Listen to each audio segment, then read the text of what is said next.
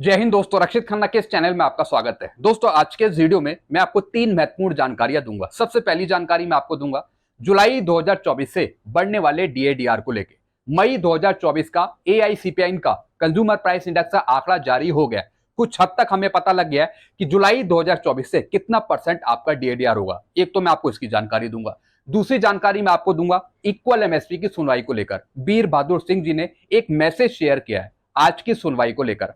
आज सुनवाई हुई या नहीं हुई, या फिर कोर्ट में क्या हुआ, इसकी जानकारी भी मैं आपको आगे दूंगा। आखिरी इंफॉर्मेशन मैं आपको दूंगा आपकी वेलफेयर को लेकर। जी हां दोस्तों, आपको न्याय दिलाने के लिए, आपकी पेंशन बढ़ाने को लेकर कोर्ट केस करे हैं सुप्रीम कोर्ट में या फिर एएफटी में, दोनों जगह दोस्तों केस चल रहे हैं। अब इसकी सुनवाई आपको जुलाई में, अगस्त में देखने को मिलेगी। किस चीज को लेकर ये कोर्ट केस करे गए हैं, किसने करे हैं, और आपको इससे क्या फायदा होगा आगे, ये जानकारी भी दोस्तों मैं आपको आगे दूंगा। तो दोस्तों, ये तीनों जानकारियां आपके लिए बहुत महत्वपूर्ण है, इसलिए ये वीडियो आप शुरू से लेकर आखिरी तक देखेगा और अपने ग्रुप में भी शेयर कर दीजिएगा। वीडियो में आगे बढ़ने से पहले एक छोटी सी अपील कर रहा हूं। अगर आप पहली बार मेरा चैनल देख रहे हैं या फिर ये वीडियो देख रहे हैं, तो आप मेरा चैनल सब्सक्राइब भी कर सकते हैं, जिसका नाम है रक्षित खन्ना, क्योंकि ऐसी जानकारियां अक्सर आपको मिलती रहती है इस चैनल के माध्यम से। चलते हैं दोस्तों, आगे बढ़ते हैं। सबसे पहली जानकारी है जुलाई से बढ़ने वाले डीएडीआर को लेकर। दोस्तों, हम कुछ दिनों से वेट कर रहे थे कि मई का आंकड़ा नहीं आया श्रम ब्यूरो द्वारा, भारत सरकार द्वारा, लेकिन दोस्तों आज 10 जुलाई को मई 2024 का कंज्यूमर प्राइस इंडेक्स का आंकड़ा जारी हो गया है। और दोस्तों, इस आंकड़े के बेस पर, जो ये आंकड़ा आया है, इसके बेस पर आपका जुलाई से बढ़ने वाला डीएडीआर 53% होगा। 53%। हालांकि अभी एक महीने का आंकड़ा और बचा है जून का, उसका भी हम देख लेंगे इस महीने। लेकिन दोस्तों, जो अभी फिलहाल ये आंकड़ा आया मई 2024 का, इसके आधार पे आपका डीएडीआर 53% हो रहा है जुलाई से। ज्यादा बढ़ ही नहीं रहा है, 4% नहीं हो रहा, सिर्फ 3% बढ़ रहा है। जैसे अभी 50 है, वो 53 हो रहा है। चलते हैं दोस्तों अगली जानकारी की तरफ। दोस्तों, अगली जानकारी मैं आपको दूंगा इक्वल एमएसपी को लेकर। दोस्तों, जैसा आपको पता है, आज इक्वल एमएसपी की सुनवाई थी। इससे पिछली जितनी भी तारीखें मिली हैं, उसमें कुछ ना कुछ बहाने बन रहे हैं।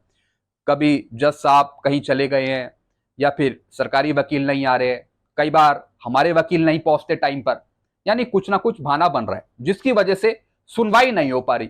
अब दोस्तों, ये पता नहीं कि वकील जानबूझ के कर रहे हैं या फिर वो इक्वल एमएसपी करना नहीं चाहते, वो सिर्फ टाल रहे हैं। दोस्तों, ऐसी कुछ बातें निकल के आई हैं कि आपको मूर्ख बनाया जा रहा है। जी हां दोस्तों, वकीलों द्वारा। भैया, जब आज सुनवाई है तो वकील क्यों नहीं पहुंच रहे? क्या सरकारी वकील को नहीं पता कि आज सुनवाई है? वो टाइम पर क्यों नहीं आ रहा? पिछली जो तारीख थी, उसमें हमारे वकील मौजूद नहीं थे, तो हमारे वकीलों को भी दोस्तों नहीं पता था कि सुनवाई पिछली बार है, तो सही टाइम पे पहुंचे। लेकिन इस बार तो पूरी बेंच ही चेंज हो गई है। कुछ भी नहीं हुआ दोस्तों, आज कुछ भी सुनवाई देखने को नहीं मिली। अब मैं आपको मैसेज पढ़ाता हूं। यहां पे वीर बहादुर सिंह जी लिख रहे हैं, एमएसपी केस। आज एमएसपी केस में मिलिट्री और सिविल ब्यूरोक्रेट के निर्देशन में सरकारी वकील ने ड्रामा किया। जी हां दोस्तों, ये ड्रामा आज ही का नहीं है। जब से दोस्तों ये केस लगा है, जब से ड्रामा ही हो रहा है, जैसे कोई सीरियल ड्रामा, सास बहू का ड्रामा, ऐसा खेल खेल रहे हैं वकील। सुबह कहा कि मैं बहस करूंगा। जब केस के लिए पुकारा गया तो उसके जूनियर ने कहा कि 3:30 बजे का समय है और वे समय पर आएंगे। फिर सेना जेएजी ब्रांच के एक मेजर को भागकर कोर्ट नंबर 6 की तरफ आते देखा। फिर हमारे वकील को फोन आया कि सरकारी वकील बीमार है और हॉस्पिटल में है। जब 3:30 बजे केस का नंबर आया, तब हमारे वकील बहस के लिए खड़े हुए। तो फिर एक अन्य सरकारी वकील ने कहा कि सरकारी वकील सुप्रीम कोर्ट में है और केस में अगली तारीख मांगी, जिस पर जज ने 30 सितंबर की तारीख दे दिया। सिविल और मिलिट्री ब्यूरोक्रेट सरकारी वकील के माध्यम से जवान जेसीओस के इक्वल एमएसपी के हक में बाधा उत्पन्न कर रहे हैं। जी दोस्तों, कुछ मिलिट्री ब्यूरोक्रेट्स हैं जो चाहते ही नहीं है कि आपकी एमएसपी इक्वल हो या फिर बढ़ जाए। अब दोस्तों, इसमें आर्मी हेडक्वार्टर भी कहीं ना कहीं शामिल है।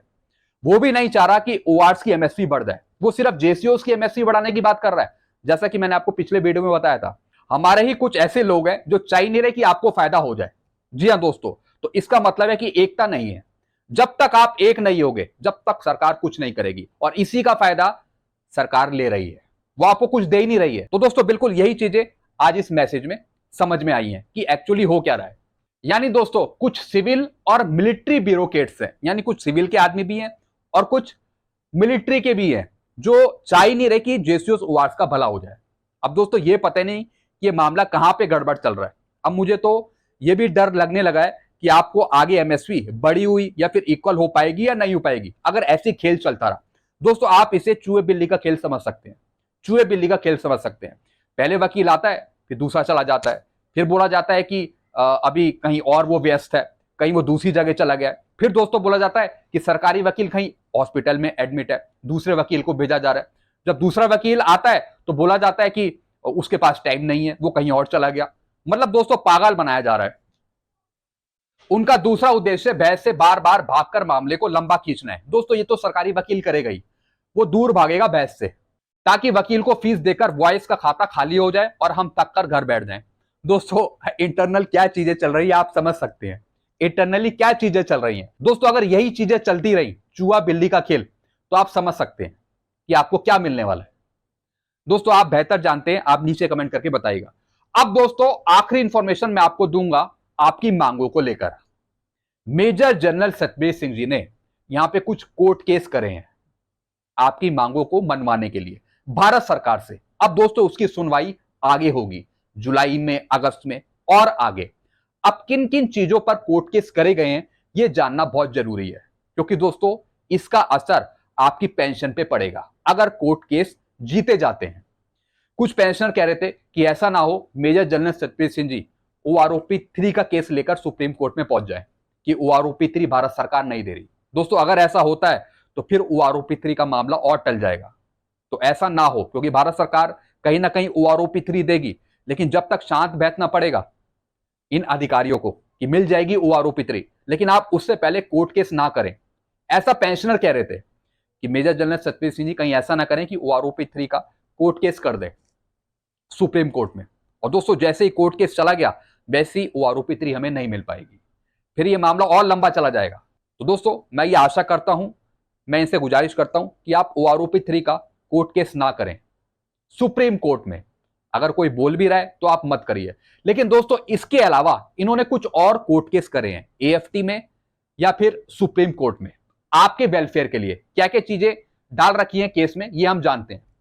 सबसे पहला point, increase in pension for widows in HSC. जी हाँ दोस्तों, ऑनरेबल सुप्रीम कोर्ट में इन्होंने केस डाला हुआ है कि जो विडोज की पेंशन है वो कम ना हो। जैसा आपको पता है जब पेंशनर की डेथ हो जाती है तो दोस्तों उसके बाद से या तो 7 साल या फिर 67 ईयर्स जो भी पहले हो, जो भी पहले पूरे हो जाते हैं, फिर उसके बाद पेंशन कम हो जाती है, नॉर्मल रेट से हो जाती है। तो दोस्तों इनहेंस रेट से बढ़ी हुई पेंशन हमेशा वाइफ को मिलती रहे, तो इसके फेवर में दोस्तों इन्होंने कोर्ट केस किया है। तो दोस्तों पहला केस तो यहां इन्होंने डाला है, hearing in progress in HSC Delhi on 15 जुलाई। जी हाँ दोस्तों ये प्रोग्रेस में है और कहीं ना कहीं इसकी जो सुनवाई है वो है 15 जुलाई 2024 के आसपास। दोस्तों ये है विडो फैमिली पेंशनर्स के लिए। फिर दोस्तों दूसरा पॉइंट है इंक्रीज इन पेंशन फॉर जेसीओस ORs, pension is to be fix at the notional maximum. यानी ओआर जेसीओस को पेंशन नोशनल मैक्सिमम के हिसाब से मिले। जो भारत सरकार का लेटर था 17 जनवरी 2023, जो उनको ओआरओपी में नुकसान हुआ एवरेज लेकर उसको यहां पे खत्म किया जाए और नोशनल मैक्सिमम के हिसाब से जेसीओस ओआरएस की पेंशन बढ़ाई जाए। तो दोस्तों इसकी जो हियरिंग है वो है एएफटी में और ये है दोस्तों 22 जुलाई 2024 को। यानी नोशनल मैक्सिमम के हिसाब से ओआर जेसीओस की पेंशन बढ़े, इसकी सुनवाई है 22 जुलाई एएफटी दिल्ली में। फिर दोस्तों अगला पॉइंट है increase in pension of x group veteran. जो एक्स ग्रुप में विसंगतियां शामिल हो गई ओआरओपी में, उसको दूर करने के लिए जो 2016 से पहले आए हैं उनको सही फायदा मिल पाए। एक्स ग्रुप का cases admitted wide diary number इतना ऑन 17 मई 2023। जी हाँ दोस्तों ये भी दोस्तों एएफटी दिल्ली में प्रोग्रेस किया गया ये वाला केस एक्स ग्रुप के लिए। ये भी मेजर जनरल सतबीर सिंह जी ने किया है, जो 2016 से पहले आए हैं उनको सही फायदा मिले एक्स ग्रुप का। फिर दोस्तों अगला केस किया है पीएमआर के लिए, जिन पीएमआर को ओआरओपी 2 नहीं दी गई, जो 1 जुलाई 2014 से पीएमआर आए हैं 30 जून 2014 के बाद, तो उनको ओआरओपी 2 में शामिल करना, इसके लिए इन्होंने कोर्ट केस किया है। और दोस्तों ये कहां पे किया है, ये भी दोस्तों एएफटी दिल्ली में किया है और ये भी लिखा है कि जितने भी पीएमआर है उनको ओआरओपी में शामिल किया जाए। फिर दोस्तों अगला case has been filed for pension of honorary rank holder of pension of honorary rank. यानी जिन रैंकों को ऑनरी ग्रांट हुई है उनको नेक्स्ट रैंक का बेनिफिट दिया जाए ऑनरी रैंक का बेनिफिट दिया जाए। जैसे कि सूबेदार, उनको ऑनरी मिली है, लेकिन ऑनरी सूबेदार मेजर की पेंशन नहीं मिल रही है। जी हाँ दोस्तों, ऑनरी रैंक का यहाँ पे बेनिफिट दिया जाए अगली रैंक में पेंशन पे। जी हाँ दोस्तों, तो दोस्तों इसका केस भी एएफटी दिल्ली में डाला है। 26 जुलाई 2024 को दोस्तों इसकी सुनवाई हो सकती है। फिर दोस्तों अगला case has been filed for increase in pension of majors and lieutenant colonel. जी हाँ दोस्तों, अब इन्होंने एक और केस डाला है ऑफिसर्स के लिए, मेजर्स की पेंशन के लिए और लेफ्टिनेंट कर्नल की पेंशन के लिए। यानी दोस्तों क्वालिफाइंग सर्विस अलग अलग है, लेकिन एक ही पेंशन दे रखी है। तो इस पे इन्होंने कोर्ट केस करा है कि जब क्वालिफाइंग सर्विस अलग अलग है तो फिर सेम पेंशन कैसे हो सकती है। तो दोस्तों कोर्ट केस के माध्यम से ये करवाना चाहेंगे ऑफिसर्स की पेंशन में बदलाव, कि जब क्वालिफाइंग सर्विस अलग अलग है तो पेंशन भी अलग अलग होनी चाहिए। तो दोस्तों ये केस इन्होंने डाला है एएफटी चंडीगढ़ में ऑफिसर्स के लिए। फिर दोस्तों एक और केस है जिसमें इन्होंने बताया है कि 20% जो आपको एडिशनल पेंशन मिलती है, अगर वो जजों को दी जाती है तो दोस्तों वो दी जाती है 79 एज पर। जजों को जैसे उनकी 79 एज हो रही है वैसे उनको एडिशनल पेंशन दी जाती है।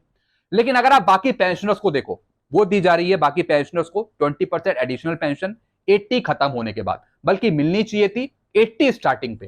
तो दोस्तों ये भी इन्होंने रिक्वेस्ट करी है गवर्नमेंट से कि इस पर भी वो ध्यान दें। फिर दोस्तों इन्होंने नोशनल इंक्रीमेंट के बारे में बताया कि नोशनल इंक्रीमेंट दिलवाने के लिए ये भारत सरकार को अर्जी दे रहे हैं ताकि पेंशनर्स को नोशनल इंक्रीमेंट मिल पाए। जो जून में रिटायर हुए उन्हें जुलाई का, और जो दिसंबर में रिटायर हुए उन्हें जनवरी का। दोस्तों इस पर भी कुछ भारत सरकार ने कुछ ऑर्डर निकाले थे। जिन पेंशनर्स ने कोर्ट केस किया था तो उनको तो फायदा दिया, लेकिन सभी पेंशनर्स को नहीं दिया। तो दोस्तों ये भी इसके बारे में भारत सरकार से गुहार लगा रहे हैं कि पेंशनर्स को नोशनल इंक्रीमेंट दिया जाए। फिर दोस्तों case for increase in pension for reservist soldier. फिर दोस्तों इन्होंने रिजर्विस्ट पेंशनर्स के लिए कोर्ट केस किया है। जो रिजर्विस्ट पेंशनर्स हैं उनको 9,000 रुपए ना मिलकर उनको 1/1/16 से 12,530 रुपए मिल पाए। जी हाँ दोस्तों, वैसे सिपाही का 2/3 होता है, 11,000 के आसपास इनकी पेंशन बनती है। लेकिन दोस्तों मेजर जनरल सतबीर सिंह जी ने यहाँ पे 12,530 के लिए यहाँ पे इनके फेवर में बात रखी है। और दोस्तों इसकी जो फाइनल हियरिंग है वो एक्सपेक्टेड है 29 जुलाई 2024 को। और दोस्तों ये भी एएफटी दिल्ली में, ताकि सभी रिजर्विस्ट पेंशनर्स को 12,530 पेंशन मिल पाए। जी हाँ दोस्तों, तो दोस्तों ये कुछ केस टेकअप कर रखे हैं सुप्रीम कोर्ट में या फिर एएफटी दिल्ली में या फिर एएफटी चंडीगढ़ में, ताकि आपको कुछ मिल पाए। दोस्तों आप इससे क्या समझते हैं, आप नीचे कमेंट करके बताइएगा। अगर दोस्तों ये निर्णय फाइनल हो जाते हैं, अगर जीत जाते हैं, तो इसका बेनिफिट फिर आपको मिल पाएगा। तो दोस्तों ये कुछ जानकारियां थी जो मैंने आपको समझाई। वीडियो आपको अच्छा लगता है वीडियो को लाइक करें और इस चैनल को आप सब्सक्राइब कर सकते हैं जिसका नाम है Rakshit Khanna. Thank you so much.